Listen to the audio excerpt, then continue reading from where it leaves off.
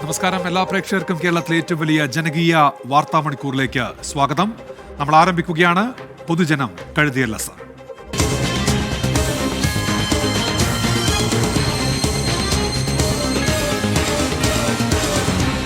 പൊതുജനം കഴുതയല്ല സാർ.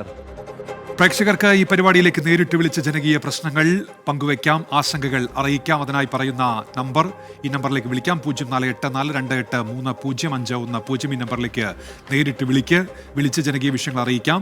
ഏതെങ്കിലും ദൃശ്യങ്ങൾ, വാർത്തകളൊക്കെ ഞങ്ങളിലേക്ക് എത്തിക്കേണ്ടതുണ്ടെങ്കിൽ വാട്സാപ്പ് വഴി അത് എത്തിക്കാം. 6235968937 ഈ വാട്സാപ്പ് നമ്പറിലൂടെ ദൃശ്യങ്ങളും വാർത്തകളും ഒക്കെ ഞങ്ങളെ അറിയിക്കുകയും ചെയ്യാം. നമ്മൾ ആദ്യം പോകുന്നത് കലൂരിലെ വിവാദ നൃത്ത പരിപാടിയുമായി ബന്ധപ്പെട്ട വാർത്തയിലേക്കാണ്. കലൂർ സ്റ്റേഡിയത്തിൽ ഉമാ തോമസ് MLAയ്ക്ക് അപകടമുണ്ടായ സംഭവത്തിനൊടുവിൽ വീഴ്ച സമ്മതിച്ചിരിക്കുകയാണ് GCDA. കരാറിൽ നിബന്ധനകൾ പാലിച്ചില്ല, കോർപ്പറേഷനിൽ നിന്ന് അനുമതി വാങ്ങുന്നതിലും വീഴ്ച, ഇതുകൂടാതെ PPR ലൈസൻസും വാങ്ങിയില്ല തുടങ്ങി ഉയരുന്ന വീഴ്ചകളും ആരോപണങ്ങളും നിരവധിയാണ്. ആവശ്യമായ പരിശോധനകൾ നടത്താത്തതിന് സൈറ്റ് എഞ്ചിനീയറെ ഇപ്പോൾ സസ്പെൻഡ് ചെയ്തിരിക്കുന്നു. ഉമാ തോമസിന് അപകടം സംഭവിച്ച മൃദംഗവിഷൻ പരിപാടിക്കും പ്ലാറ്റ്ഫോമിൽ നിന്ന് വീണ് വീട്ടമ്മയ്ക്ക് പരിക്കേറ്റ ഫ്ലവർ ഷോയ്ക്കും PPR അനുമതി ഇല്ല എന്നതും ശ്രദ്ധേയമാണ്. കൊച്ചി കോർപ്പറേഷൻ PPR ലൈസൻസ് ഇല്ലാതെ പരിപാടികൾക്ക് അനുമതി കൊടുക്കുന്നത് ഈ അവസരത്തിൽ ഇപ്പോൾ ചർച്ചയാകുന്നുണ്ട്.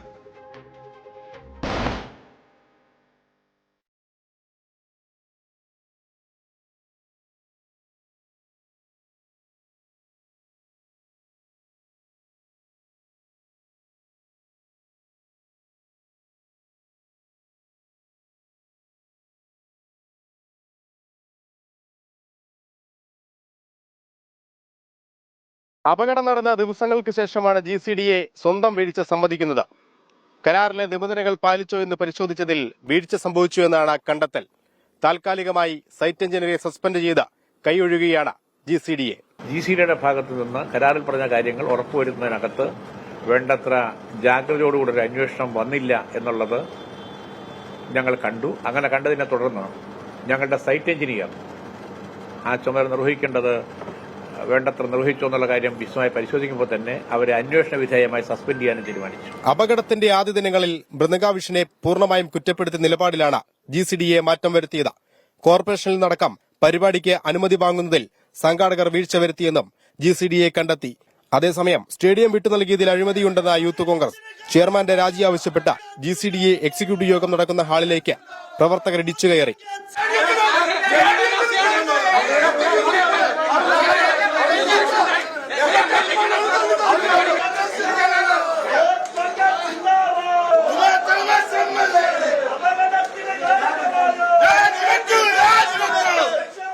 പ്രതിഷേധങ്ങളും എതിർപ്പുകളും ഒരു വശത്ത് നടക്കുമ്പോൾ മറുവശത്താകട്ടെ നിയമലംഘനങ്ങളാണ് ഏറെയും നടക്കുന്നത്. ടിക്കറ്റ് നിരക്ക് ഈടാക്കിയുള്ള പൊതു പ്രദർശന പരിപാടികൾക്ക് തദ്ദേശ സ്ഥാപനങ്ങൾ നൽകുന്ന PPR ലൈസൻസ് നിർബന്ധമാണ്. എന്നാൽ കൊച്ചിയിൽ നടക്കുന്ന പ്രദർശന പരിപാടികളിൽ പലതിനും ഈ PPR ലൈസൻസ് ഇല്ല എന്നതാണ് വസ്തുത. PPR ലൈസൻസ് അഥവാ place of public resort rule, fire and safety, structure stability ഉൾപ്പെടെ സുരക്ഷയുമായി ബന്ധപ്പെട്ട എല്ലാ മാനദണ്ഡങ്ങളും പാലിച്ചാൽ മാത്രമേ PPR ലൈസൻസ് ലഭിക്കൂ. ചുരുക്കം പറഞ്ഞാൽ PPR ലൈസൻസ് നേടിയാൽ ഒരു പരിധിവരെ അപകടങ്ങൾ ഇല്ലാതാക്കാനാകും. പെട്ടെന്ന് തലേ ദിവസം കൊണ്ടുവന്നൊരു PPR ലൈസൻസിന് അനുവദിക്കുകയും അവസാനം ഞങ്ങൾ ഇത്ര ടിക്കറ്റ് വിൽക്കുന്നു എന്ന് പറയുമ്പോൾ ഇത്ര 10,000 രൂപ അല്ലെങ്കിൽ 20,000 രൂപ അടച്ച് നികുതി അടച്ച് വിനോദ നികുതി അടച്ച് പോകുമ്പോൾ തീർച്ചയായിട്ടും ഇതൊരു സുരക്ഷാ വീഴ്ചയാണ് ഇല്ലാതിരിക്കുന്നത്. ഇതിന് ആവശ്യമായ ക്രമീകരണങ്ങൾ നടത്താ ആളുകൾക്ക് കഴിയാത്തത് കൊണ്ടാണ് ഇങ്ങനെ PPR ലൈസൻസ് എടുക്കാതെ വിനോദ നികുതി മാത്രം എടുത്തുകൊണ്ട് പോകുന്നത്. ഇത് വലിയ അപകടങ്ങൾക്ക് കാരണമാകാൻ സാധ്യതയുണ്ട്.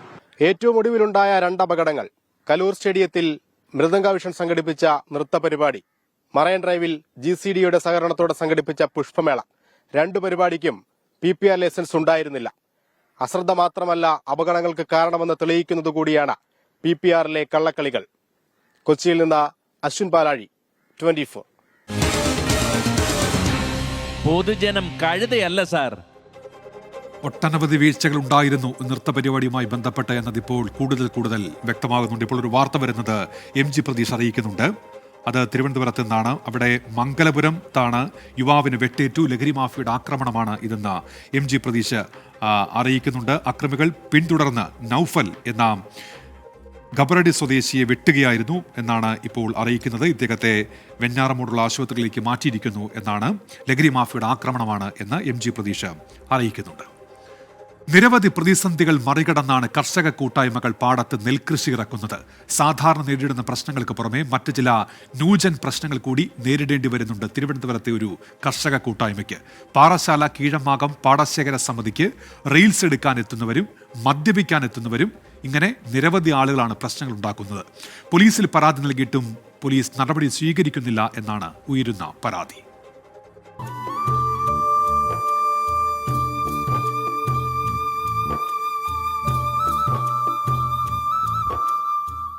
മനംനിറയ്ക്കുന്ന സന്തോഷം നൽകുന്ന കാഴ്ചകളാണ് ചുറ്റും. ആര് കണ്ടാലും ഒന്ന് വീഡിയോ എടുക്കാൻ തോന്നുന്ന കാഴ്ചകൾ. റീൽസുകളുടെ കാലമാണല്ലോ. ഇത്തരത്തിൽ റീൽസ് ചിത്രീകരിക്കാൻ ഇവിടെ എത്തുന്നവർ ചില അനുഭവങ്ങൾ കൂടി കാണണം, കേൾക്കണം. പരമ്പരാഗത കർഷകരുടെ കൂട്ടായ്മയുണ്ടാക്കിയാണ് ഭൂമി തരിശു കിടക്കാതിരിക്കാൻ കീഴമകത്ത് കൃഷി ഇറക്കിയത്. പ്രതികൂല കാലാവസ്ഥ, നെല്ലിന് വില ലഭിക്കാത്തത്, കീടങ്ങൾ തുടങ്ങി സാധാരണ കർഷകർ നേരിടുന്ന എല്ലാ പ്രശ്നങ്ങളും ഇവരും മുന്നിൽ കണ്ടു തന്നെയായിരുന്നു കൃഷി ഇറക്കാൻ തീരുമാനിച്ചത്. എന്നാൽ പാടത്ത് കതിർ വന്നതോടെ പ്രതീക്ഷിക്കാത്ത ഒരു പ്രതിസന്ധി കൂടി വന്നു. റീൽസ് എടുക്കാനും സേവ് ദ ഡേറ്റ് ചിത്രീകരിക്കാനുമെല്ലാം ന്യൂജൻ തിരക്ക്. ബലമോ നെൽക്കതിർ ചവിട്ടി നശിപ്പിച്ചും പിഴുതെടുത്തുമെല്ലാം കൃഷിയെ നശിപ്പിച്ചു തുടങ്ങി.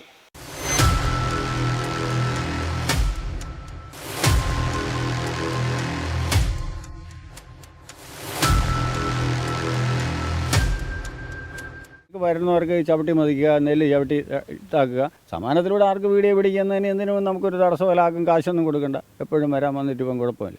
പിന്നെ വരുന്നവർ ഇപ്പോൾ കിടക്കുന്ന പ്ലാസ്റ്റിക് എല്ലാം വയലി വാരിയിട്ട് കഴിക്കുന്ന ആഹാരത്തിൻ്റെ വേസ്റ്റും എല്ലാം ഇറച്ചിയുടെ വേസ്റ്റും ഒക്കെ വാരി കാലിൽ കൊള്ളുന്ന നമ്മളെ കാല് കയറും. അവർ ഡാൻസ്, പാട്ട്, മറ്റെല്ലാ സംവിധാനങ്ങളും ഇവിടെ ഒരുക്കുന്നുണ്ട്. പക്ഷേ ഇത് ഫേസ് ചെയ്ത് കാണുന്നവർക്ക് എല്ലാവർക്കും ഒരു ഭൂതിയാണ്. പല മേഖലയിൽ നിന്നും, വിഴിഞ്ഞത്തുനിന്ന്, കോവളത്തുനിന്ന്, ഇങ്ങനെ അവരൊരു ടൂറിസ്റ്റ് കേന്ദ്രം പോലെ അതൊരു അഴിഞ്ഞാട്ട കേന്ദ്രമായി മാറി. കുപ്പി അത് ഇതൊക്കെ വലിച്ചെറിയും. അങ്ങനെ ചവിട്ടി മേടിച്ചുകൊണ്ട് പോകും. നാടാറായ അറക്കാറായ വയലാണെങ്കിൽ കുറച്ച് സൂക്ഷിക്കണം. അവരെന്നാൽ നല്ല കാര്യമല്ലേ, നമ്മളായാലേ മൊത്തം കാണുമ്പോഴത്തേക്ക് അത് വലിയ സന്തോഷമാണ്. പിന്നാലെ മദ്യപിക്കാൻ വൈബ് തേടി വരുന്നവരും കൂടി.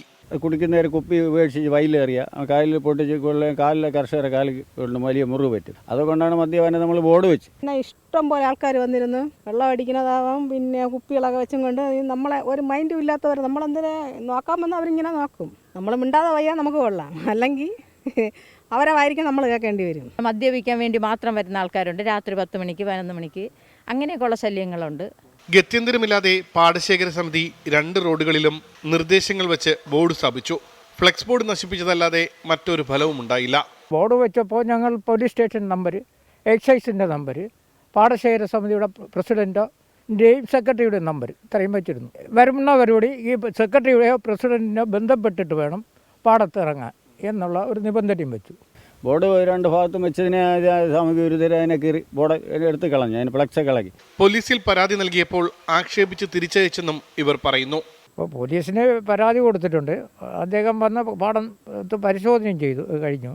പക്ഷേ അദ്ദേഹം ഒരു മാസ്റ്റർ എഴുതിയോ അതിനെ റെക്കോർഡിക്കലാക്കുകയോ ഒന്നും ചെയ്തില്ല. പരിഭവം പറഞ്ഞപ്പോൾ അദ്ദേഹം പറയുന്നത്, നിങ്ങളുടെ ഒരു ഫ്ലക്സ് ബോർഡല്ലേ കീറിയുള്ളൂ, അതിന് ഞാൻ ഒരു മാസ്റ്റർ എഴുതാനോ? എങ്കിൽ പിന്നെ എന്തെല്ലാം എഴുതണം? അപ്പോൾ ഞാൻ പറഞ്ഞു, സാർ അതിൻ്റെ ഗൗരവം മനസ്സിലാക്കി. ഇപ്പോൾ ഫ്ലക്സ് ബോർഡിനും ഒരു അതിൻ്റേതായ അർത്ഥമുണ്ട്. അത് പാടത്തിനെ സംരക്ഷിക്കാൻ കരുതി ചെയ്തതാണ്. നിസ്സഹായാവസ്ഥയിലാണ് പാടശേഖര സമിതി.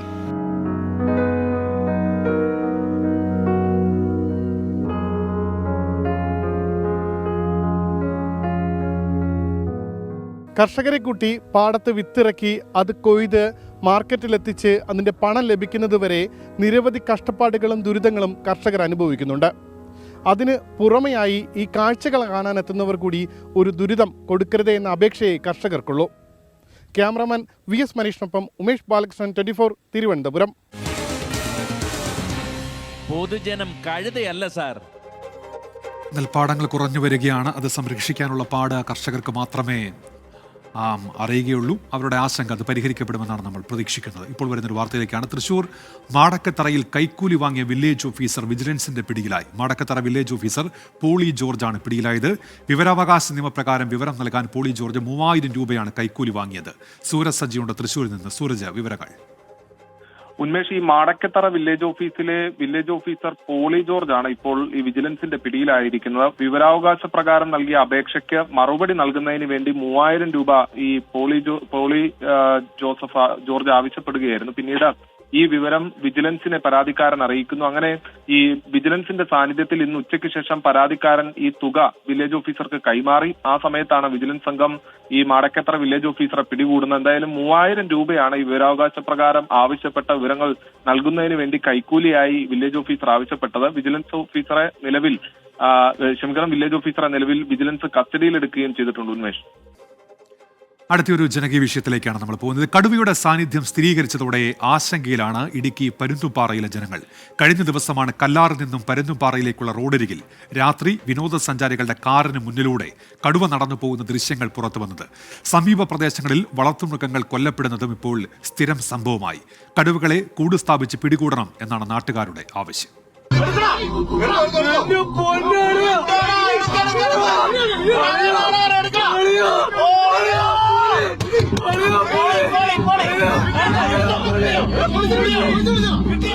ഇപ്പോൾ ദൃശ്യങ്ങളിൽ കണ്ട കടുവ വന്ന് ചാടിപ്പോയ ബാരിക്കേഡാണ് ഈ കാണുന്നത്. ഇതിന് തൊട്ടു താഴെ മരങ്ങൾ തിങ്ങി നിൽക്കുന്ന ഒരു പ്രദേശമാണ്. ഇവിടുത്തെ നാട്ടുകാരുടെ പ്രധാനപ്പെട്ട ആശങ്കയും ഇതുതന്നെയാണ്. കാരണം കടുവ ഇപ്പോഴും ഇവിടെ ഉണ്ടാകാനുള്ള സാധ്യതയുണ്ട് എന്ന് വനംവകുപ്പ് തന്നെ പറയുകയും ചെയ്യുന്നു.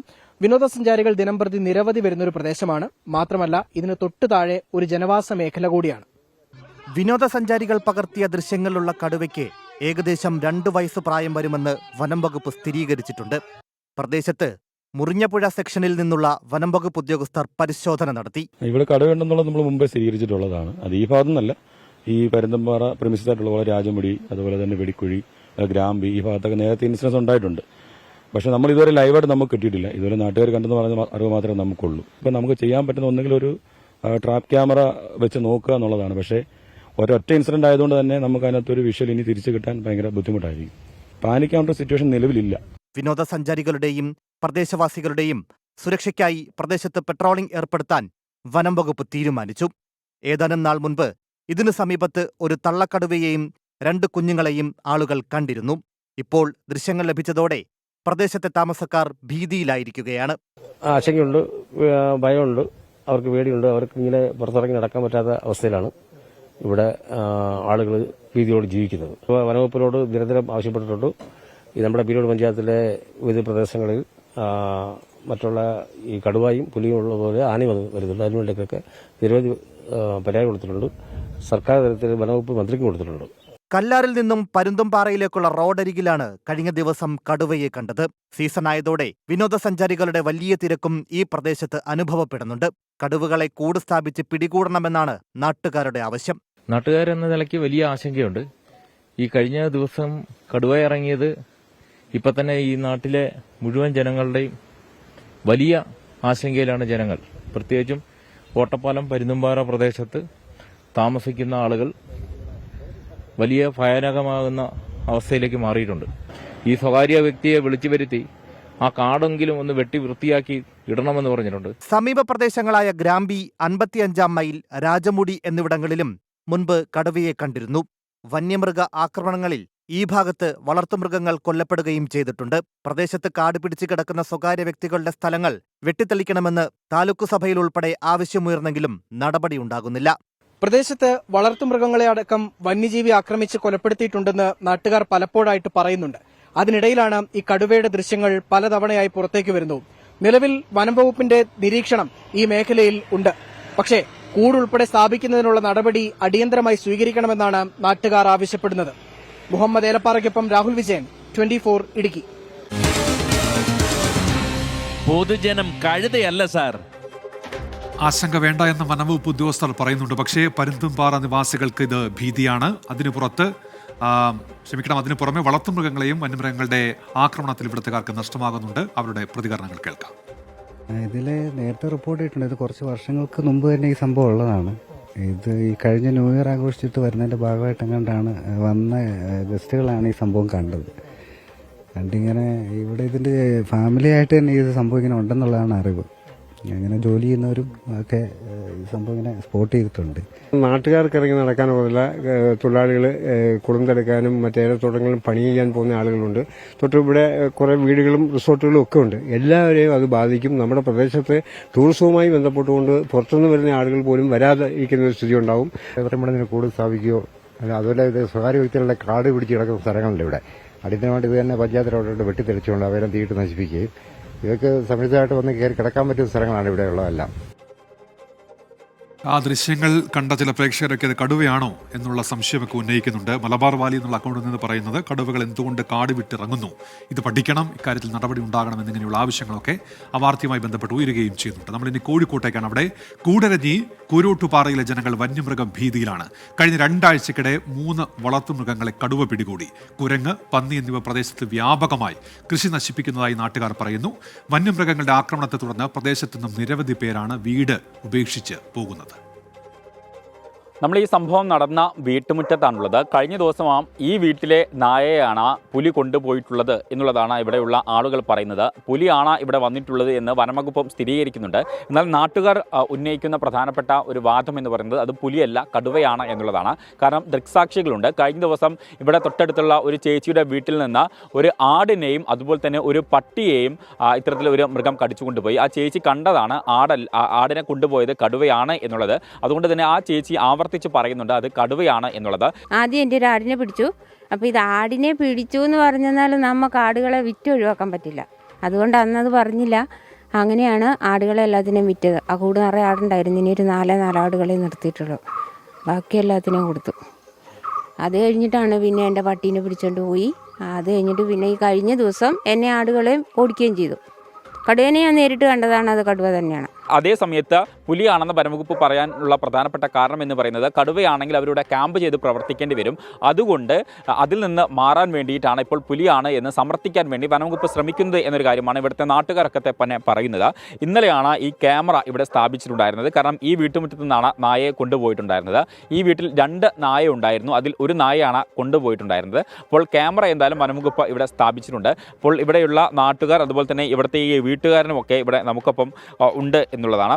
ചേട്ടാ, എന്തായിരുന്നു കഴിഞ്ഞ ദിവസം സംഭവിച്ചിട്ടുണ്ടായിരുന്നത്? ഇവിടുന്ന് എപ്പോഴാണ് ശരിക്കും നായയെ കൊണ്ടുപോയിട്ടുണ്ടായിരുന്നത്? നായയെ കൊണ്ടുപോയത് രാത്രി നേരം വെളുക്കാറായപ്പോഴാണ്. വെളുപ്പിന് ഓടുകൂടിയാണ് കൊണ്ടുപോയിട്ടുള്ളത്. ഞാൻ ശ്രദ്ധയിലെപ്പോഴാണ് ശ്രദ്ധയപ്പെടുന്നത് ഞാൻ രാവിലെ ഒരു 7 മണിയാകുമ്പോൾ ഇവിടെ വരും.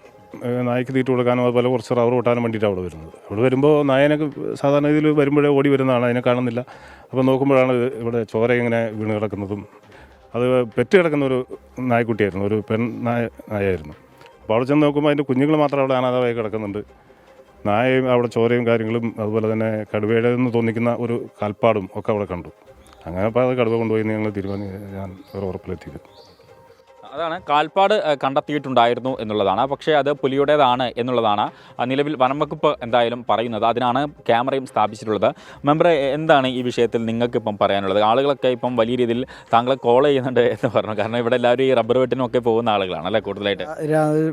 വെളുപ്പിന് ഒരു 4 മണി മുതലൊക്കെ ടാപ്പിങ്ങിന് പോകുന്ന ആളുകളുണ്ട്. പുറത്തിറങ്ങാനുള്ള ഒരു ഭയമുണ്ട്. അതുപോലെ കഴിഞ്ഞ ദിവസം 4 മണിയോടുകൂടി ഇവിടെ ST കോളനി ഉണ്ട്. കോളനിയിൽ അടുത്തടുത്ത് വീടുകളുള്ള ഒരു കോളനിയാണ്. 46ഓളം വീടുകളുള്ള ഒരു കോളനിയാണ്. ആ കോളനിയിലുള്ള ആളുകൾ എന്നോട് പറഞ്ഞത് ഇവിടുന്ന് ഒരു 3 മണി 4 മണിയായ സമയത്ത് കടുവയുടെ അലർച്ച കേട്ടിരുന്നു. അത് ആ സമയത്ത് കുരങ്ങുകൾ ഒരു പ്രത്യേക രീതിയിൽ സൗണ്ട് ഇട്ടു എന്നൊക്കെയാണ് അവർ പറഞ്ഞിട്ടുള്ളത്. അപ്പോൾ അങ്ങനെ ഒരു സാഹചര്യം ഉണ്ടെങ്കിൽ ആളുകൾക്ക് നല്ല ഭയമുണ്ട്. ഇവിടുത്തെ ആളുകൾക്ക് നല്ല ഭയം. എന്നെ ആളുകൾ വിളിച്ചിട്ട് ഇന്നലെ രാത്രി ഒരു 12 മണി വരെ എനിക്ക് കോളാണ്. ഇങ്ങനെ വിളിക്കുകയാണ്. ആളുകൾക്ക് പുറത്തിറങ്ങാനുള്ള ഒരു പേടി. മെമ്പർ എന്നുള്ള നിലയ്ക്ക് എന്നോട് വിളിച്ച് ചോദിക്കുക എന്നുള്ളത് അവരുടെ ഒരു ആശ്രയം, നമ്മളെ ആശ്രയിക്കുക. അതനുസരിച്ച് എന്നോട് വിളിക്കുക. എനിക്കിപ്പോൾ നമ്മളെന്താ പറയുക, ഞാൻ ഫോറസ്റ്റിൽ അറിയിച്ചിട്ടുണ്ട്, ക്യാമറ സ്ഥാപിച്ചിട്ടുണ്ട്, അപ്പോൾ അവർ പിടിച്ചോളും എന്നൊക്കെ പറഞ്ഞ് ആശ്വസിപ്പിക്കുക എന്നുള്ളതാണ് എനിക്ക് പറയാൻ പറ്റുള്ളൂ. പക്ഷേ ഒരു കാരണവശാലും അവരുടെ ഈ ഒരു തൃപ്തികരമായ ഒരു അവസ്ഥയിലേക്ക് എത്തിയിട്ടില്ല എന്നുള്ളതാണ് ഇവിടുത്തെ ആളുകളുടെ ഒരു നിഗമനം. ഇതുപോലെ ഈ ഒരു ക്യാമറ സ്ഥാപിച്ചാലൊന്നും ഇതിനെ കണ്ടെത്താൻ കഴിയില്ല. 2 മാസം മുമ്പ് ആനോട് വന്ന അതേ കടുവയാണ് ഇവിടെ വരുന്നതെന്നുള്ള കാര്യത്തിൽ ഞങ്ങൾക്ക് ആർക്കും സംശയമില്ല. ഈ 2 മാസമായിട്ട് ഇതിനെ കണ്ടെത്താനോ പിടിക്കാനോ സാധിക്കാതെ ആളുകൾ ഭയവിഹുലരായി നടക്കുക. അപ്പോൾ അതിനൊരു മാറ്റം വരുത്തണമെന്നുള്ളതാണ് നമുക്ക് ആളുകൾ എന്നോട് പറയുന്ന ഒരു സാഹചര്യം. അപ്പം അങ്ങനെയാണ്. എന്തായാലും ഇവിടുന്ന് ഇപ്പം ഏകദേശം 1.5 കിലോമീറ്റർ അല്ലെങ്കിൽ 1 കിലോമീറ്ററിന് അപ്പുറത്താണ് 1 കിലോമീറ്ററിന് അപ്പുറത്താണ് 2 മാസം മുൻപ് സമാനമായ രീതിയിൽ കടുവ ഇറങ്ങിയിട്ടുണ്ടായിരുന്നത്. അന്ന് ക്യാമറ ഒക്കെ സ്ഥാപിച്ചെങ്കിലും കാര്യമായിട്ടൊന്നും കണ്ടെത്താൻ സാധിച്ചിട്ടുണ്ടായിരുന്നില്ല. അപ്പോൾ അതിന് തൊട്ടടുത്ത പ്രദേശമാണ് ഇപ്പോൾ നമ്മൾ നിൽക്കുന്ന ഈ മേഖല. അപ്പോൾ ഇവിടെ ഇപ്പം ഒരു ക്യാമറയാണ് സ്ഥാപിച്ചിട്ടുള്ളത്. പക്ഷേ അത് മതിയായ രീതിയിലല്ല. കൂടുതൽ ക്യാമറകൾ സ്ഥാപിക്കണം, ആളുകളുടെ ഭീതി അകറ്റണം എന്നൊരാവശ്യമാണ് പ്രധാനമായിട്ടും ഈ നാട്ടുകാർ എന്തായാലും ഉന്നയിക്കുന്നത്. അപ്പോൾ ഇങ്ങനെ ഭീതി ഉയരുമ്പോൾ മനുഷ്യപക്ഷത്തും മൃഗപക്ഷത്തും ഒക്കെ ആളുകൾ നിൽക്കുന്നുണ്ട്. ജോസ്ഫിൻ പറയുന്നത് ബ്രോ, ആനയും കടുവയും കരടിയുമായിട്ട് മനുഷ്യന് ജീവിക്കാൻ വയ്യ എന്നാണ് പറയുന്നത്. പവിത്രൻ പാതിരെപ്പറ്റി പറയുന്നുണ്ട് എല്ലാ ജീവനും വിലപ്പെട്ടതാണ് എന്ന് പറയുന്നുണ്ട്. അങ്ങനെ വിവിധ പ്രതികരണങ്ങൾ ആ വിഷയവുമായി ബന്ധപ്പെട്ട് വരുന്നുണ്ട്. പൊതുജനം കഴുതൽ അസ്ര എന്ന പരിപാടിയിലേക്ക് എല്ലാ പ്രേക്ഷകർക്കും വീണ്ടും സ്വാഗതം. സംസ്ഥാന സ്കൂൾ കലോത്സവവുമായി ബന്ധപ്പെട്ട് വേദികളിൽ ചില മാറ്റങ്ങൾ വരുന്ന കാര്യം സലിം മാലിക് ഇപ്പോൾ തിരുവനന്തപുരത്ത് നിന്ന് അറിയിക്കുന്നുണ്ട്. നാളെ തൈക്കാട് ഭാരത് ഭവനിൽ നടത്താനിരുന്ന Koodiyattam Thycaud government model LP സ്കൂളിലേക്ക് മാറ്റിയിരിക്കുന്നു. അതുപോലെ തന്നെ തൈക്കാട് LP സ്കൂളിൽ നടത്താനിരുന്ന പ്രഭാഷണം ഭാരത് ഭവനിലേക്കും മാറ്റി. ജനുവരി 7 നടക്കേണ്ട ചില പരിപാടികളുടെ കാര്യത്തിലും പുനഃക്രമീകരണം ഉണ്ട് എന്ന് ഇപ്പോൾ സലിം മാലിക് അറിയിക്കുന്നുണ്ട് തിരുവനന്തപുരത്ത് നിന്ന്. നമ്മളൊരു രാഷ്ട്രീയ വാർത്തയിലേക്ക് ഇനി കടക്കുകയാണ്. രമേശ് ചെന്നിത്തല മുസ്ലിം ലീഗ് നേതാക്കളുമായി കൂടിക്കാഴ്ച നടത്തി. മുസ്ലിം ലീഗ് സംസ്ഥാന അധ്യക്ഷൻ സാദിഖ് അലി ശിഹാബ് തങ്ങൾ, PK കുഞ്ഞാലിക്കുട്ടി എന്നിവരുമായിട്ടാണ് കൂടിക്കാഴ്ച നടത്തിയത്. KMCC നേതാവിന്റെ വീട്ടിൽ വെച്ചായിരുന്നു ചർച്ച. വിപിൻ C വിജയനോട് വിശദാംശങ്ങളുമായി ഇപ്പോൾ വിപിൻ, അദ്ദേഹം സമസ്ത വേദിയിലേക്ക് എത്തുകയാണല്ലോ, അതിന് തൊട്ടു മുൻപായിരുന്നുവല്ലോ കൂടിക്കാഴ്ചയല്ലേ? അതെ, അതിന് തൊട്ട് മുൻപായിരുന്നു കൂടിക്കാഴ്ച. ഇപ്പോൾ ജാമ്യയിലേക്ക് രമേശ് ചെന്നിത്തല എത്തിയിരിക്കുകയാണ്. ആ ദൃശ്യങ്ങളാണ് കാണുന്നത്. രമേശ് ചെന്നിത്തലയ്ക്ക് ഒപ്പം PK കുഞ്ഞാലിക്കുട്ടിയും സാദിഖ് അലി ശിഹാബ് തങ്ങളുമുണ്ട്. അങ്ങനെ ഇപ്പോൾ ജാമ്യയിലേക്ക് എത്തിയിരിക്കുന്നു. അല്പസമയത്തിനകം തന്നെ ജാമ്യ നൂരിയയുടെ 60ാം വാർഷിക സമ്മേളനത്തോട് അനുബന്ധിച്ചുള്ള ഒരു സെക്ഷൻ അത് ഉദ്ഘാടനം ചെയ്യാൻ ആണ് രമേശ് ചെന്നിത്തല എത്തിയിരിക്കുന്നത്. പരിപാടി അല്പസമയത്തിനകം തന്നെ തുടങ്ങുകയും ചെയ്യും. പട്ടിക്കാട് ഈ പരിപാടിയിലേക്ക് വന്ന രമേശ് ചെന്നിത്തല അതിന് തൊട്ട് മുൻപ് ഇവിടുത്തെ ഒരു KMCCയുടെ നേതാവിന്റെ വീട്ടിൽ വെച്ചായിരുന്നു കൂടിക്കാഴ്ച നടത്തിയത്. സാദിഖ് അലി ശിഹാബ് തങ്ങളും ഒപ്പം തന്നെ PK കുഞ്ഞാലിക്കുട്ടിയുമായിട്ടാണ് ഈ കൂടിക്കാഴ്ച നടത്തിയത്. രമേശ് ചെന്നിത്തലയുടെ താല്പര്യപ്രകാരമാണ് ഈ കൂടിക്കാഴ്ച എന്നുള്ളതാണ് ഇപ്പോൾ ലഭിക്കുന്ന ഒരു വിവരമുള്ളത്. ഒപ്പം തന്നെ ഒരു ലീഗിന്റെ താല്പര്യപ്രകാരം കൂടിയാണ് ഈ പരിപാടിയിലേക്ക് രമേശ് ചെന്നിത്തലയെ ക്ഷണിച്ചത് എന്നുള്ളത് കൂടിയാണ് പുറത്തു വരുന്ന ഒരു വിവരമുള്ളത്. കാരണം ഇപ്പോൾ രാഷ്ട്രീയ നേതൃമാറ്റത്തേക്ക് സംബന്ധിച്ച് കോൺഗ്രസിൽ വലിയ ചർച്ചകൾ നടക്കുന്നു. NSSന്റെയും SNDPയുടെയും പിന്തുണ രമേശ് ചെന്നിത്തല ഉറപ്പിക്കുന്നു. അടുത്ത ഊഴം സ്വാഭാവികമായും മുസ്ലിം ലീഗിന്റേതാണ്. അപ്പോഴാണ് ഇപ്പോൾ ജാമ്യ നൂരിയയുടെ സമസ്തയുടെ കീഴിലുള്ള സ്ഥാപനമാണ് ജാമ്യ നൂരിയയുടെ വാർഷിക സമ്മേളനത്തിന് രമേശ് ചെന്നിത്തല എത്തുന്നത്. കഴിഞ്ഞ തവണ VD സതീശനായിരുന്നു. ഇപ്രാവശ്യം VD സതീശന് ഇടം പിടിച്ചില്ല.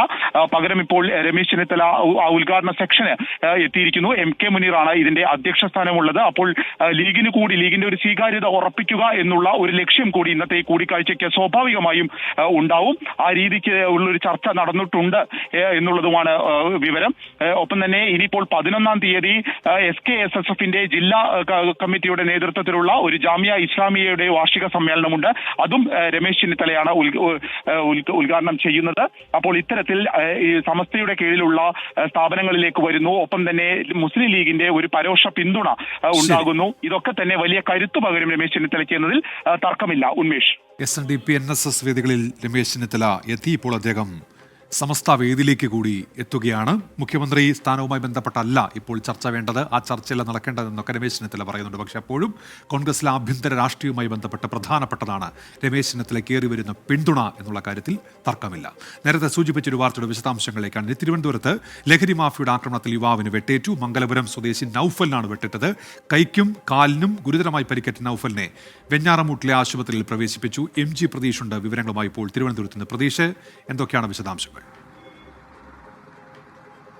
ഉന്മേഷ, മംഗലപുരം കബറടി റോഡിൽ വെച്ചാണ് ഇത്തരത്തിൽ ആക്രമണം നടത്തുന്നത്. ലഹരി മാഫിയയുടെ ആക്രമണം ഉണ്ടായി എന്നതാണ് പ്രാഥമികമായും ലഭിക്കുന്ന വിവരം. ഈ കബറടി റോഡിൽ ബൈക്കിലെത്തിയ 2 അംഗ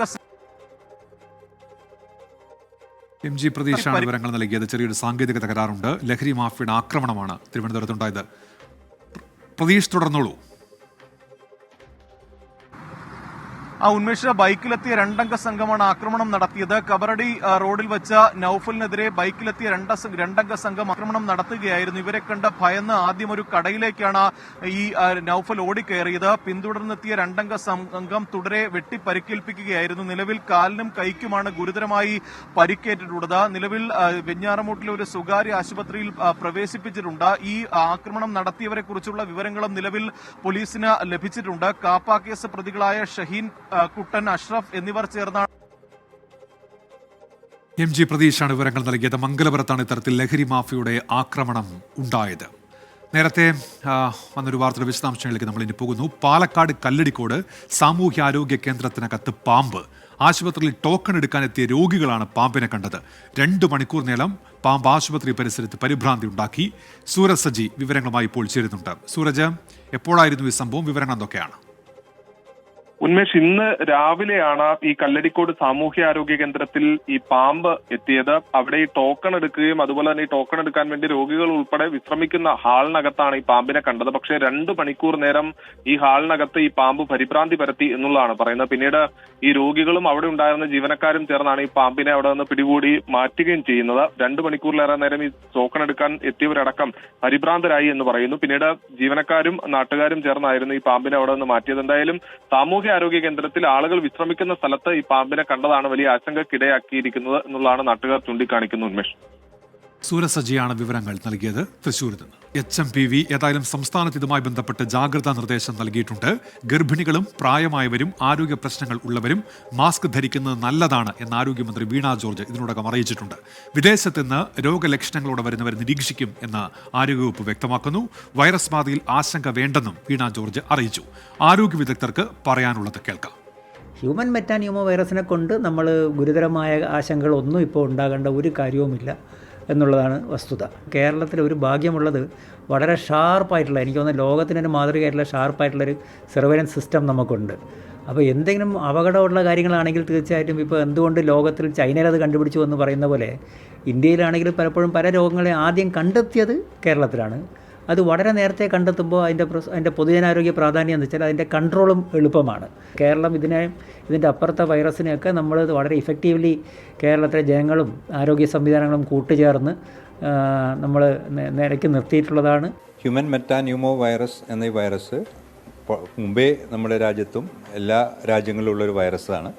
അത് നമുക്ക് സാധാരണ ഉണ്ടാകുന്ന ജലദോഷപ്പനി ഉണ്ടാക്കുന്ന ഒരു വൈറസുകൾ ഒന്ന് മാത്രമാണ്.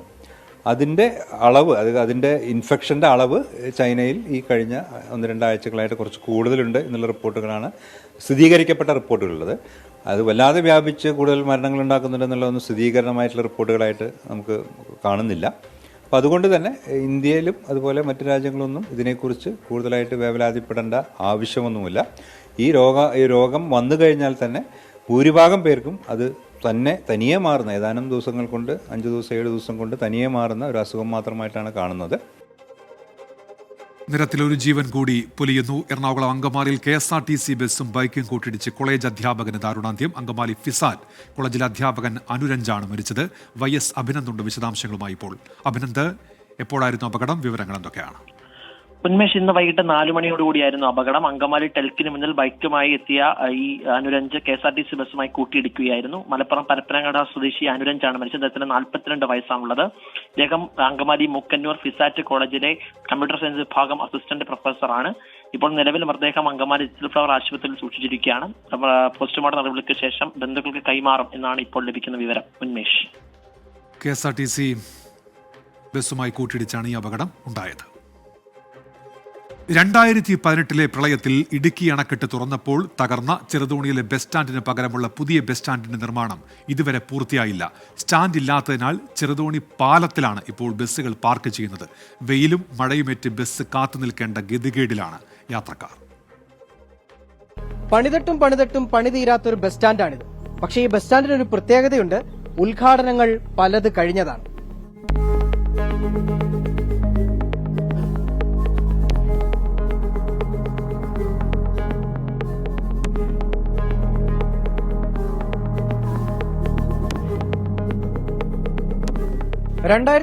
ലാണ് മന്ത്രി റോഷി അഗസ്റ്റിന് അനുവദിച്ച 50 ലക്ഷം രൂപ ഉപയോഗിച്ച് പുതിയ ബസ് സ്റ്റാൻഡ് നിർമ്മാണം ആരംഭിച്ചത്. പലതവണയായി അനുവദിച്ച 1,80,00,000 രൂപ ചെലവാക്കി ബസ് സ്റ്റാൻഡും അനുബന്ധ റോഡും പാലവും നിർമ്മിച്ചു. ബസ്സുകൾ പാർക്ക് ചെയ്യേണ്ട സ്ഥലത്ത് കോൺക്രീറ്റും നടത്തി. ജില്ലാ പഞ്ചായത്ത് 2,65,00,000 രൂപ മുടക്കി വ്യാപാര സമുച്ചയം നിർമ്മിച്ചു. കെട്ടിടത്തിന്റെ പ്ലംബിംഗും ഒരു ഭാഗത്തെ വയറിംഗും ഇനി പൂർത്തിയാകാനുണ്ട്. ഇതിനായി 65 ലക്ഷം രൂപ കൂടി വകയിരുത്തിയിട്ടുണ്ട്. ബസ് സ്റ്റാൻഡിലേക്കുള്ള പാലത്തിന്റെയും അപ്രോച്ച് റോഡിന്റെയും ടാറിംഗ് പൂർത്തിയാകാനുണ്ട്. ഇതെല്ലാം ഇഴഞ്ഞു നീങ്ങുകയാണ്. ജലസേചന വകുപ്പ് ചെറുതോണിത്തോടിന്റെ സംരക്ഷണ ഭിത്തി നിർമ്മിക്കുന്നതും പൂർത്തിയാക്കിയിട്ടില്ല.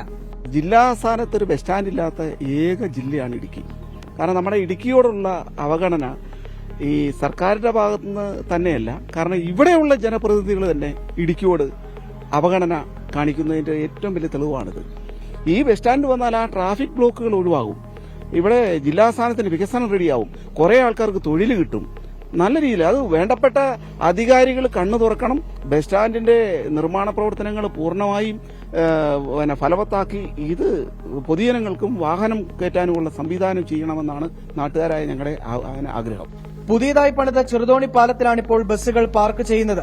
വെയിറ്റിംഗ് ഷെഡും ശുചിമുറിയും ഒന്നും ഇല്ലാത്തതിനാൽ ആളുകൾ ഏറെ ബുദ്ധിമുട്ടുകയാണിപ്പോൾ. തിരക്കേറിയ ചെറുതോണി ടൌണിൽ ഇപ്പോൾ ബസ്സുകൾ പാർക്ക് ചെയ്യുന്നത് എനിക്ക് പിന്നിൽ കാണുന്ന ഈ പാലത്തിലാണ്. ഗതാഗത കുരുക്ക് പലപ്പോഴും അതിരൂക്ഷമാകാറുണ്ട്. പൊരി വെയിലത്തിപ്പോൾ ഈ അമ്മമാരുൾപ്പെടെ കൈക്കുഞ്ഞുങ്ങളെയും കൊണ്ട് നിൽക്കുന്നത് വലിയ കഷ്ടതയോടുകൂടിയാണ്. അപ്പോഴും അവർക്ക് ആശ്വാസകരമാകുന്ന ഒന്നുണ്ട് ഈ ബസ് കാത്തിരിപ്പ് കേന്ദ്രത്തിൽ. എന്താണെന്നല്ലേ, നവകേരള യാത്രയ്ക്കിടെ നിർമ്മിച്ച ഒരു ഷെഡ്.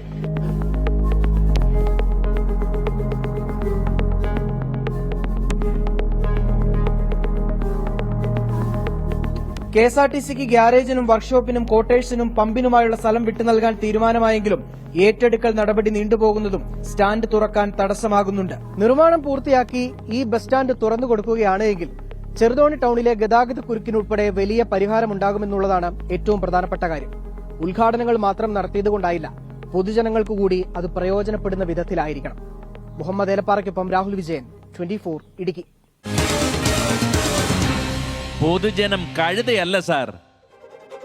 അപ്പോൾ ജില്ലാ ആസ്ഥാനത്ത്, ഇടുക്കി ജില്ലാ ആസ്ഥാനത്ത് ബസ് സ്റ്റാൻഡിന്റെ നിർമ്മാണം അതിവേഗം അതിന്റെ നിർമ്മാണം പൂർത്തിയാകും. അവിടെ പൊതുജനങ്ങൾക്ക് മഴയും വെയിലും കൊള്ളാതെ ബസ് സ്റ്റാൻഡിൽ നിൽക്കാൻ കഴിയുന്ന സാഹചര്യം ഉണ്ടാകുമെന്ന് നമ്മൾ പ്രതീക്ഷിക്കുകയാണ്. വീണ്ടും പൊതുജനം കഴുതല്ല എന്ന പരിപാടിയിലേക്ക് എല്ലാ പ്രേക്ഷകർക്കും സ്വാഗതം. കൊച്ചി കുമ്പളത്ത് റെയിൽവേ പാത ഇരട്ടിപ്പിക്കൽ ജോലിക്കിടെ കുടിവെള്ള പൈപ്പ് പൊട്ടി. പൈപ്പ് ലൈൻ പൊട്ടിയതോടെ നാട്ടുകാർ ജോലികൾ തടഞ്ഞു. പഞ്ചായത്തിലേക്കുള്ള പ്രധാന പൈപ്പ് ലൈനാണ് പൊട്ടിയിരിക്കുന്നത്. ശ്യാംകുമാറുണ്ട് വിവരങ്ങളുമായി ഇപ്പോൾ കൊച്ചിയിൽ നിന്ന്. ശ്യാംകുമാർ, വിശദാംശങ്ങൾ എന്തൊക്കെയാണ്? ഉന്മേഷ്, കുമ്പളം ലക്ഷ്മിനാരായണ ക്ഷേത്രത്തിന് സമീപത്താണ് റെയിൽപാത ഇരട്ടിപ്പിക്കലിന്റെ ജോലികൾ നടക്കുന്നതിനിടെ കുമ്പളം പഞ്ചായത്തിലേക്കുള്ള പ്രധാന പൈപ്പ് ലൈൻ പൊട്ടിയത്. ഇതോടെ വലിയ തോതിൽ റെയിലിന് സമീപത്തുകൂടി വെള്ളം ഒഴുകുകയായിരുന്നു. ഇതറിഞ്ഞ് നാട്ടുകാർ ആ പ്രദേശത്തെത്തുകയും റെയിൽപാത ഇരട്ടിപ്പിക്കലിന്റെ ജോലികൾ തടസ്സപ്പെടുത്തുകയുമായിരുന്നു. തുടർന്ന് പോലീസ് സ്ഥലത്തെത്തി ഈ വെള്ളം കടന്നുപോകുന്ന പൈപ്പ് ലൈൻ പുനഃസ്ഥാപിക്കാതെ ജോലി നടത്താൻ സമ്മതിക്കില്ല എന്ന് നാട്ടുകാർ പറഞ്ഞു. ഒടുവിൽ കരാറുകാരനെ വിളിച്ചു വരുത്തി കുടിവെള്ള പൈപ്പ് അടിയന്തരമായി പുനഃസ്ഥാപിക്കാൻ പോലീസ് നിർദ്ദേശം നൽകിയിട്ടുണ്ട്. നിലവിൽ ഇതുവരെ ആ ജോലികൾ നടന്നിട്ടില്ല. കുടിവെള്ള വിതരണം തടസ്സപ്പെടുകയാണെങ്കിൽ റെയിൽവേ ജോലികൾ തടസ്സപ്പെടുത്തുമെന്ന് തന്നെയാണ് നാട്ടുകാർ പറയുന്നത്. ഏതായാലും ഇന്ന് രാത്രിയോടുകൂടി ജോലികൾ പൂർത്തിയാക്കുമെന്ന് തന്നെയാണ് ഇപ്പോൾ കരാറുകാരൻ നാട്ടുകാരെ അറിയിച്ചിരിക്കുന്നത്. എസ് ശ്യാംകുമാറാണ് വിശദാംശങ്ങൾ നൽകിയത് കൊച്ചിയിൽ നിന്ന്. അടുത്ത റിപ്പോർട്ടിലേക്കാണ്. ഓരോ വേലിയേറ്റങ്ങളിലും ജീവിതം ദുരിതക്കയത്തിലായ ഇടക്കൊച്ചിയിലെ സാധാരണക്കാരായ മനുഷ്യരുടെ പ്രശ്നങ്ങൾ കേൾക്കാൻ അധികാരികൾക്ക് നേരമില്ല. രോഗികളും വികലാംഗരുമായ നിരവധി ആളുകളാണ് ഇവിടെ ദുരിതം അനുഭവിക്കുന്നത്. വേലിയേറ്റം അതീവ രൂക്ഷമായ ഇവിടുത്തെ നാട്ടുകാരുടെ പ്രതിഷേധം മുഷ്ടികൊണ്ട് നേരിടുകയാണ് പോലീസ്.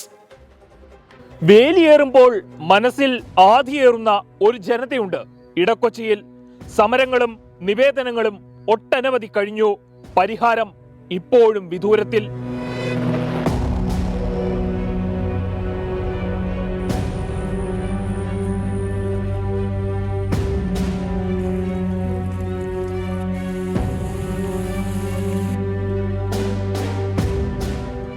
ഒറ്റവാക്കിൽ പറഞ്ഞാൽ ദുരിതമാണ്. കരകയറാനുള്ള വഴി തേടുകയാണ് പ്രദേശവാസികൾ. 3-4 സ്ലൂസുകളുണ്ട്, അത് നിശേഷം തകർന്നിരിക്കുകയാണ്. അതിനുവേണ്ടി നിർമ്മാണത്തിന് വേണ്ടി ഫണ്ടുകളുണ്ട്, പക്ഷേ അത് കാര്യക്ഷമമായി ഇതുവരെ അതിനൊരു ഏകോപനമായ രീതിയിലുള്ള ഒരു പ്രവർത്തനങ്ങൾ നടന്നിട്ടില്ല. അതാണ് ഇവിടുത്തെ മെയിൻ പ്രശ്നം. ആ ഫണ്ടുകൾ ഉപയോഗിച്ച് ഈ നിർമ്മിതി പൂർത്തീകരിച്ചാൽ ഇവിടുത്തെ വെള്ളക്കെട്ടിനുള്ള ഒരു ശാശ്വത പരിഹാരമായി. ഇത്തരത്തിൽ വേലിയേറ്റം അതിരൂക്ഷമായിട്ട് വർഷങ്ങളെയായിട്ടുള്ളൂ. തൊട്ടടുത്ത കായലിന് നടുവിലെ ഫിഷ് ഫാമും കായലിലെ ഏക്കൽ നീക്കം ചെയ്യാത്തതും പ്രധാന കാരണം.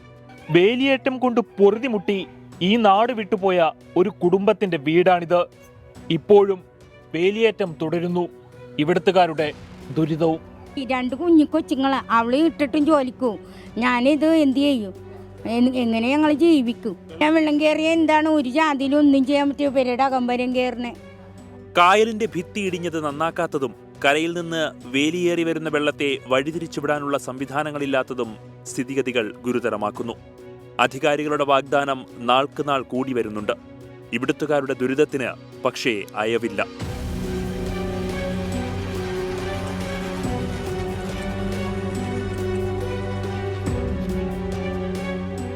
ഒന്നൊച്ച വയ്ക്കാൻ പോലും ആകാത്ത ഇവർ ഒരു വെള്ളപ്പാച്ചിലുണ്ടായാൽ ആരെ വിളിക്കാനാണ്, എങ്ങനെ വിളിക്കാനാണ്? നമ്മുടെ സർക്കാർ സംവിധാനങ്ങൾക്കും കാത് കേൾക്കില്ലെന്നാണോ? അംഗവൈകല്യം ബാധിച്ചവരും രോഗാതുരരുമായ നിരവധി ആളുകളാണ് ഇവിടെ താമസിക്കുന്നത്. വേലിയേറ്റ സമയത്ത് വീടിനുള്ളിലെ വെള്ളത്തിലൂടെ ഇഴഞ്ഞു നടക്കേണ്ട ഗതികേടിലാണിവർ.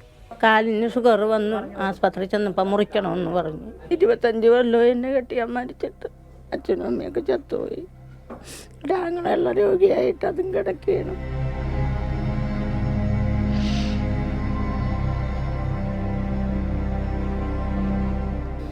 ചേച്ചിക്കൊന്നും ഇതിൽ കിടന്നും മരിക്കണം.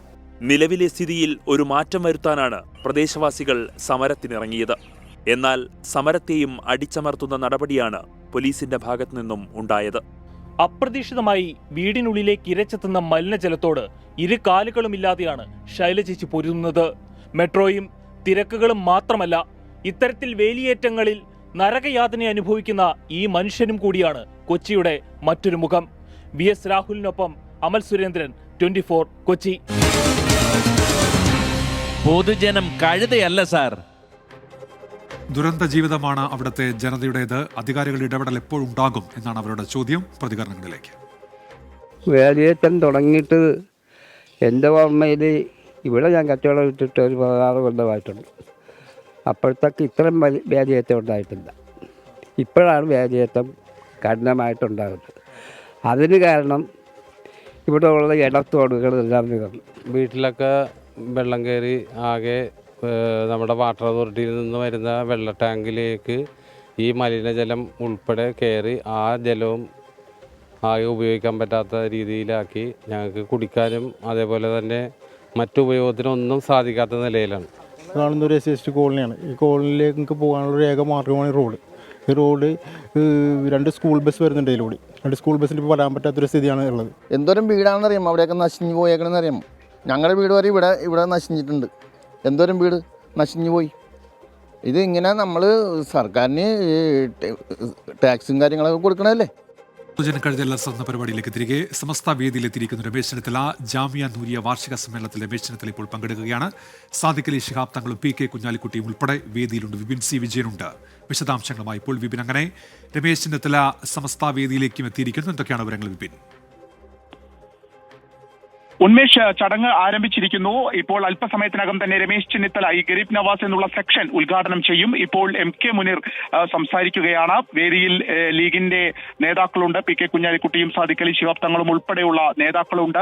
ഒപ്പം തന്നെ സമസ്തയുടെ പണ്ഡിതന്മാരുണ്ട്. ഈ സെക്ഷൻ ഇപ്പോൾ നടക്കുകയാണ്. ഇത് ജാമിയ നൂരിയയുടെ 60ാം വാർഷികത്തോടനുബന്ധിച്ച് ഉള്ള പരിപാടിയാണ്. ഇത് സമസ്തയുടെ കീഴിലുള്ള സ്ഥാപനം കൂടിയാണ്. അപ്പോൾ ഇവിടേക്ക് വരുമ്പോൾ അത് പരിപാടി എന്നതിനപ്പുറം അതിനൊരു രാഷ്ട്രീയ പ്രാധാന്യം ഏറെയാണ്. രമേശ് ചെന്നിത്തല NSSന്റെയും SNDPയുടെയും പിന്തുണ ഇതിനോടകം തന്നെ ഉറപ്പിച്ചിരുന്നു. വളരെ വർഷങ്ങൾക്ക് ശേഷം NSSന്റെ പരിപാടിയിൽ രമേശ് ചെന്നിത്തല പങ്കെടുക്കുന്നു. അതിനുശേഷം ഇപ്പോൾ സമസ്തയുടെ പരിപാടിയിലേക്കും എത്തിയിരിക്കുകയാണ്. ലീഗിന്റെ ഒരു സ്വീകാര്യത കൂടി ഉറപ്പിക്കുക എന്നുള്ള ഒരു ലക്ഷ്യത്തിന്റെ ഭാഗമായിട്ട് ഒരു കൂടിക്കാഴ്ചയ്ക്ക് ശേഷമാണ് ഈ പരിപാടിയിലേക്ക് എത്തിയിരിക്കുന്നത്. ജാമ്യയിലേക്ക് രമേശ് ചെന്നിത്തല എത്തിയിരിക്കുന്നത്. തൊട്ടടുത്തുണ്ടായിരുന്ന ഒരു KMCC നേതാവിന്റെ വീട്ടിൽ വെച്ചാണ് സാദിഖ് അലി തങ്ങളുമായും PK കുഞ്ഞാലിക്കുട്ടിയുമായും രമേശ് ചെന്നിത്തല ചർച്ച നടത്തിയത്. രമേശ് ചെന്നിത്തലയുടെ ആവശ്യപ്രകാരം, താല്പര്യപ്രകാരമായിരുന്നു കൂടിക്കാഴ്ച എന്നാണ് പുറത്തുവരുന്ന വിവരം. അപ്പോൾ രമേശ് ചെന്നിത്തല എന്ത് പറയുന്നു എന്നുള്ളതും വളരെ പ്രാധാന്യമാണ്. ഇപ്പോൾ ഈ മുഖ്യമന്ത്രി ചർച്ചയെക്കുറിച്ചൊന്നും ഇപ്പോൾ അല്ല പറയേണ്ടത് എന്നൊക്കെ അദ്ദേഹം പറയുന്നുണ്ട് എന്നുണ്ടെങ്കിൽ പോലും ഓരോ ഘടകകക്ഷികളുടെയും പ്രധാനപ്പെട്ട സാമുദായിക നേതാക്കളുടെയും ഒക്കെ ഒരു പിന്തുണ ഉറപ്പിക്കുന്ന കാഴ്ചയാണ് കഴിഞ്ഞ കുറച്ച് ദിവസങ്ങളായി തന്നെ രമേശ് ചെന്നിത്തല